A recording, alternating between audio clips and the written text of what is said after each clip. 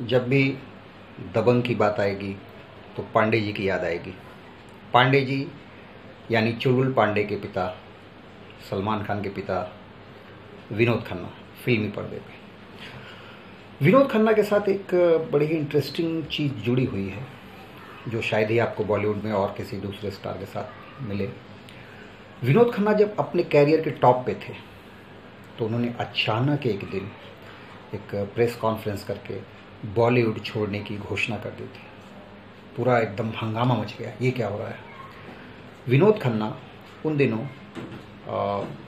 आचार्य रजनीश यानी ओशो उनके शिष्य बन गए थे और उन्होंने संन्यास लेने की घोषणा कर डाली थी। उनका नाम हो गया था स्वामी विनोद भारती।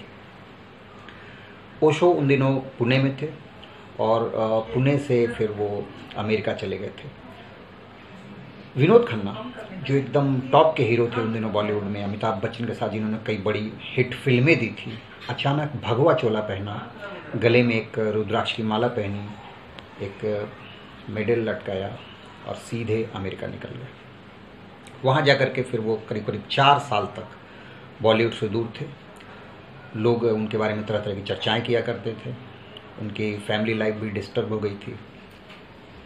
ओशो के आश्रम में विनोद खन्ना माली का काम किया करते थे। फूलों की देखरेख करना, बागवानी करना, पौधों का ख्याल करना, ये सब उनका काम था और भक्ति तो थी ही। करीब करीब 4 साल तक विनोद खन्ना बॉलीवुड से दूर रहे और इस बीच खबरें आती थी कि उनकी फैमिली लाइफ, जो पर्सनल लाइफ है, वो भी डिस्टर्ब हो गई। खैर 86 के आखिरी में उनकी एक फिल्म आई, मतलब वो वापस लौट के आ गए बॉलीवुड धीरे से, और फिर जो कम बैक फिल्म थी इंसाफ, उसके साथ उन्होंने अच्छी दस्तक दी बॉलीवुड में, फिल्म चली थी। इसके बाद दयावान आई थी जिसमें माधुरी दीक्षित थी। यह फिल्म वर्दा भाई जो मुंबई के एक बड़े, जिनका डॉन में नाम था, एक वो कैरेक्टर था। तो दयावान भी काफ़ी अच्छी चली थी, हिट रही थी। इसके बाद फिर उनका कैरियर धीरे धीरे बॉलीवुड में शुरू हुआ, लेकिन वो ऊंचाई नहीं मिली क्योंकि तब तक उनकी उम्र हो गई थी। जब वो बॉलीवुड से गए थे ओशो के पास, तब वो हीरो थे, तब वो रोमांस किया करते थे। वापस में आने के बाद उम्र हो गई थी 40-50, तो कैरेक्टर रोल करने लगे थे। और फिर अभी उनकी जो आखिरी फिल्में थी उसमें सबसे जो बड़ी फिल्म थी दबंग थी, जिसमें सलमान खान के पिता का उन्होंने रोल किया था, पांडे जी। और पांडे जी की भूमिका में लोगों ने उनको लव किया, प्यार किया, पसंद किया। और इसके साथ ही उनका पॉलिटिकल कैरियर भी चल रहा था। ये जो लास्ट फेज का जो उनका बॉलीवुड की भूमिका थी, तो उसमें वो फिल्मों में तो कर ही रहे थे, वो पॉलिटिकल कैरियर भी उनका चल रहा था। वो MP मेंबर ऑफ पार्लियामेंट चुने गए थे गुरदासपुर से। उसके पहले वो मिनिस्टर भी रहे।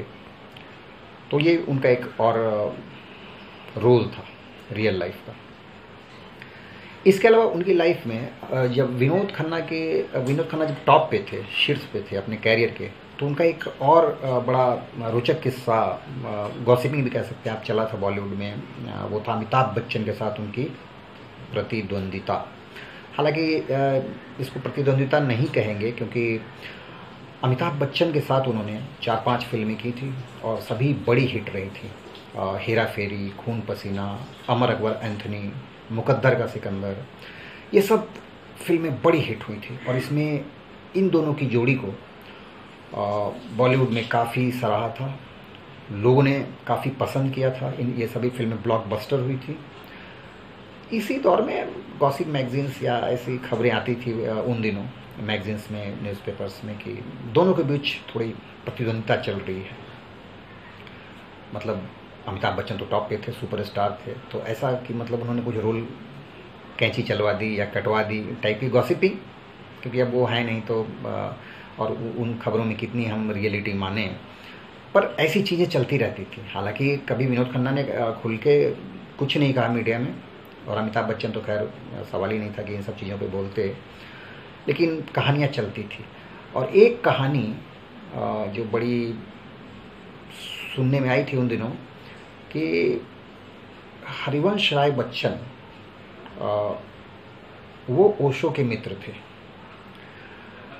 और उन्होंने शायद कुछ ओशो को कहा था कि विनोद खन्ना को अपना शिष्य बना लें या क्या। मुझे नहीं लगता इनमें सच्चाई कोई रही होगी, लेकिन मीडिया में तो आई थी और खबरें, गॉसिप गली जिसको आप कहते हैं, काफ़ी छपा था कि उनके कहने पे विनोद खन्ना ओशो के शिष्य बन गए थे। पता नहीं इसमें कितनी सच्चाई है। फिर जहाँ तक सवाल है विनोद खन्ना का, तो काफ़ी स्टाइलिश एक्टर थे और उन्होंने बतौर निगेटिव कैरेक्टर उन्होंने बॉलीवुड में अपना कैरियर शुरू किया था 70s के करीब में। फिर उनके 2-3 फिल्में निगेटिव कैरेक्टर में ही थी, डाकू भी बने थे वो। फिर मेरे अपने से उन्होंने पॉजिटिव कैरेक्टर्स में टर्न किया, हीरो बने और फिर तो एक सिलसिला चला। 80 का दशक जो है उसमें कई फिल्में उनकी आई, वही जो अमिताभ बच्चन के साथ सबसे ज़्यादा चली उनकी फिल्में हिट हुई। तो ये विनोद खन्ना का एक दौर था, हाँ दौर कह सकते हैं उनकी फिल्मों का। एक स्टाइल था और लोग उन दिनों, मुझे याद है हम लोग छोटे थे बट मीडिया में या ऐसे भी जब उनकी कोई फिल्में आती थी तो लड़के सब चर्चा करते थे कि इस फिल्म में कौन किस पे भारी पड़ा। मतलब अमिताभ बच्चन ने विनोद खन्ना को दबा दिया या विनोद खन्ना ने अमिताभ बच्चन को दबा दिया। ये कॉलेज के दिनों में आज भी चर्चा होती होगी, उन दिनों भी होती थी। तो उसमें मुझे याद है मुकद्दर का सिकंदर, इसमें तो वकील साहब बने थे वो, और अमर अकबर एंथनी में पुलिस वाला। अमिताभ बच्चन जो थे एंथनी के रोल में थे और ये अमर के रोल में थे। तो तीनों भाई थे, बिछड़ गए और ये जो है पुलिस वाला बन गए अमर। तो एक फाइट शुरू होती है, अमर यानी विनोद खन्ना पुलिस वाला और एंथनी यानी अमिताभ बच्चन, दोनों के बीच जंग के फाइट होती है।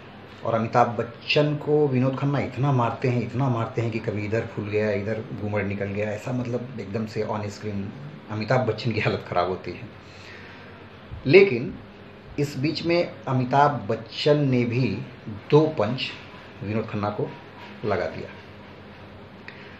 फिर वो उसको लेके जाते हैं विनोद खन्ना अमिताभ बच्चन को, और तब अमिताभ बच्चन का एक डायलॉग होता है कि ए बॉय, तूने मेरे को बहुत मारा, लेकिन अपन ने तेरे को 2 मारा लेकिन सॉलिड मारा। तो ये फिल्म का बड़ा फेमस डायलॉग हुआ था उन दिनों और यही चर्चा यूथ में होती थी, हम दोस्तों के बीच कॉलेज में, कि इसी सीन की चर्चा होती थी, कौन किस पे भारी पड़ा। तो जो विनोद खन्ना के फैंस थे वो बोलते थे कितना मारा अमिताभ बच्चन को विनोद खन्ना ने एकदम। लेकिन जो अमिताभ बच्चन के फ़ैन होते थे वो चिढ़ाते थे विनोद खन्ना के फैंस को, अरे जा 2 ही मारा लेकिन सॉलिड मारा। तो ये कंपटीशन और मज़ा आता था। तो ये थी विनोद खन्ना की कहानी।